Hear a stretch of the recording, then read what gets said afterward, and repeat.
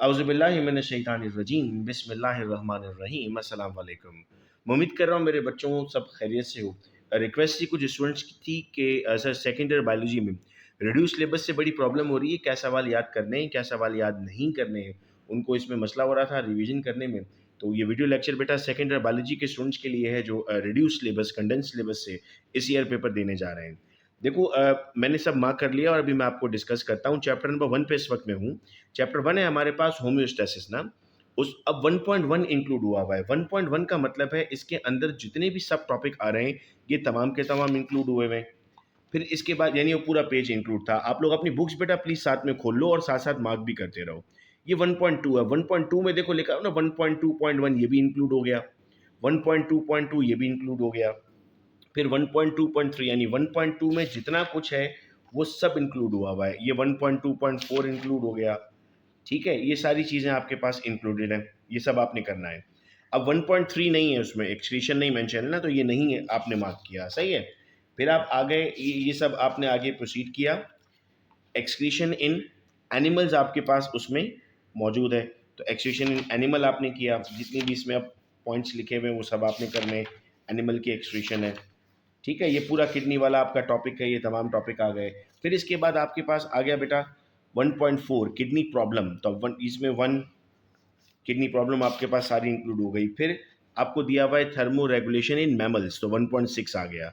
तो ये आपने चैप्टर नंबर 1 के लिए मार्क किया। अब आओ चैप्टर 2 पे। इसी वीडियो में इंशाल्लाह हम सारे चैप्टर डिस्कस कर लेते हैं। 2.1 का मतलब ये है कि अब 2.1 के साथ जो एसोसिएटेड चीज़ें हैं ना सारी 2.1.1 ये सब आपको करना होगा, ठीक है। फिर दिया हुआ है 2.2 मूवमेंट इन प्लांट, तो उसके अंदर जितनी सब टाइप्स हैं ये सब आप देख रहे हैं, ये सब बेटा आप लोगों ने करनी है एग्जाम के लिए और ये इंपॉर्टेंट है।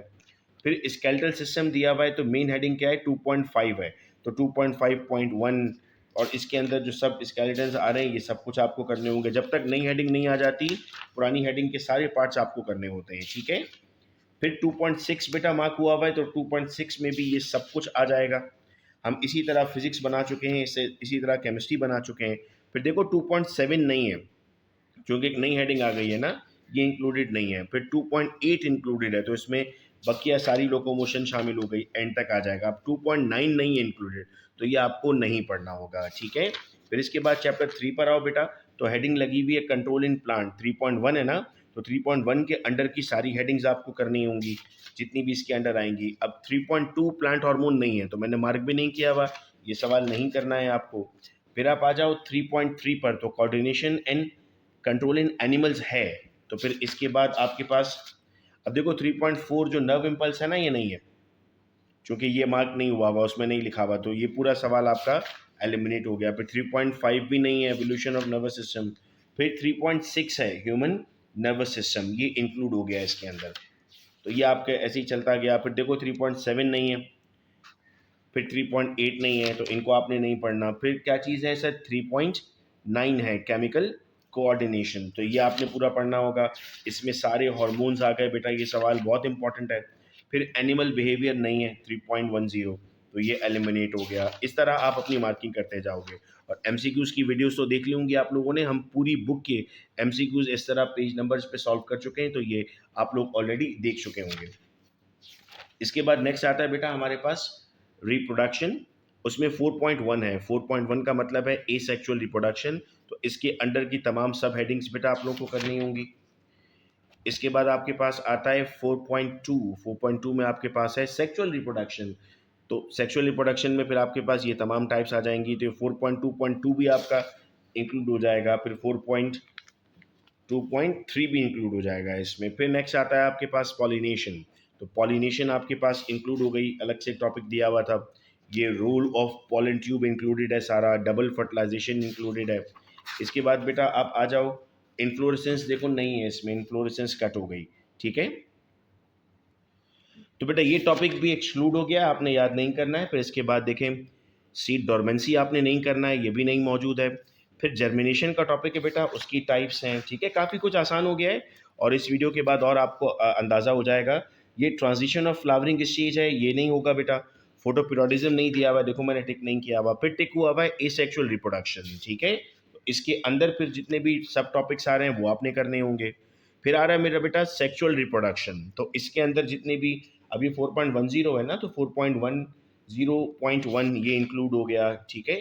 फिर इसके बाद नेक्स्ट आ गया 4.10.2 ये इंक्लूड हो जाएगा, तो ये टॉपिक आपके पास सारे आ जाते हैं। फिर इसके बाद बेटा नेक्स्ट टॉपिक हमारे पास है फीमेल रिप्रोडक्टिव साइकिल्स, और उसमें menstrual cycle most important topic है इस साल के लिए आप लोगों के लिए। फिर ये हार्मोन्स एक्सक्लूड हो गए, कॉन्सेप्शन, प्रेगनेंसी, एसटीडी, बर्थ, ये सब एक्सक्लूड हो गया, ठीक है। फिर आ जाओ चैप्टर 5 पर, तो चैप्टर 5 में लिखा हुआ है growth and development in plants. 5.1 है ना, तो 5.1 के अंडर की सारी चीज़ें आ जाएंगी, तो ये भी आ जाएगा इसके अंदर, सही है। फिर 5.2 नहीं है, ये साथ साथ मार्किंग करते रहो बेटा। फिर आ जाओ growth and development in animals, 5.4 है ना, तो 5.4.1 आ गया। 5.4.2 ये पूरा डेवलपमेंट ऑफ चिक एम्ब्रियो आ गया। मैं गेस्ट पेपर भी बेटा बस बना रहा हूँ, थोड़े ही दिनों में इंशाल्लाह मैं वो भी आप लोगों को बता दूंगा इंपॉर्टेंट सवाल, ताकि आपको उसमें भी आसानी रहे। फिर बाकी जो चीज़ें मौजूद हैं, देखो ये चीज़ें नहीं है हमारे पास, ये चीज़ें एक्सक्लूड आउट हो रही हैं हमारी, ठीक है। एजिंग वगैरह ये सब एक्सक्लूड हो गया। फिर आ जाओ आप चैप्टर नंबर 6 पर, तो चैप्टर 6 में आपके पास एक टॉपिक आ गया टाइप्स ऑफ क्रोमोसोम, ये 6.1 है, तो 6.1 जब है तो इसमें 6.1.1 भी शामिल हो जाएगा आपका, सही है।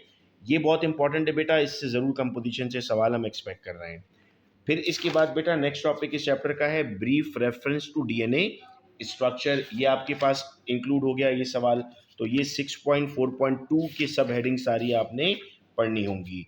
फिर नेक्स्ट आते हैं हमारे पास, तो टॉपिक आता है cell use RNA to make protein, ये आ जाएगा बेटा इसमें। इसकी सब हेडिंग्स हमारे पास आ जाएंगी ट्रांसक्रिप्शन, ट्रांसलेशन।